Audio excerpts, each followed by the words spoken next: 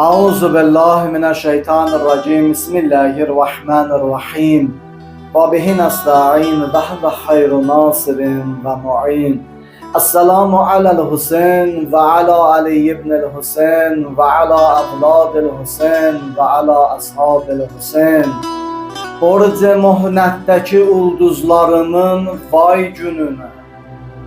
Borc-ı muhnetdeki ulduzlarımın vay gününe. Qorxulu çöldə adamsızlarımın vay gününe.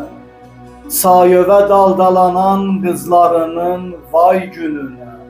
Hüseyin, səfi eşqə düzülənlər sənə qurban yaralı.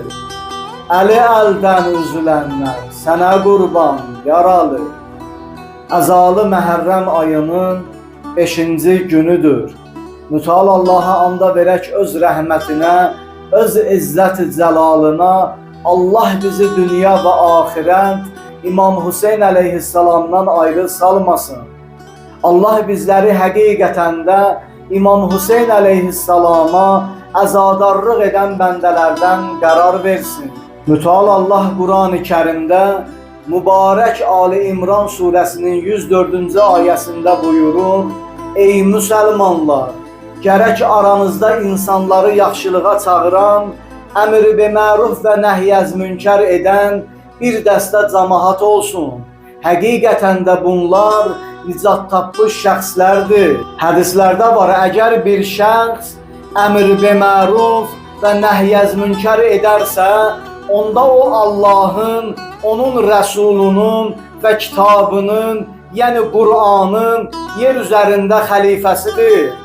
Rivayətlərdə nəql olunur, İmam Hüseyin əleyhissalam qardaşı Muhammed Hənəfiyyəyə etdiyi vəsiyyətində belə buyurur: Mən rahatçılıq, xoş gün keçirmək, zülm və fəsad etmək məqsədi ilə qiyam etmirəm. Əksinə yalnız və yalnız cəddimin ümmətini islah etmək və onlara nicat vermək üçün qiyam edirəm. İstəyirəm əmr bi məruf və nəhyəz münkər edim. Cəddim Peyğəmbərin və atam Əlinin getdiyi yolu ilə gedin. Hədislərdə var, Həzrəti Peyğəmbər buyurur: Həsən və Hüseyin qiyam etsələr də, etməsələr də, hər ikisi də imamdır. İmam Hüseyin əleyhissalam buyurur: Mənim məktəbim sizin üçün bir ülgüdür, nümunədir.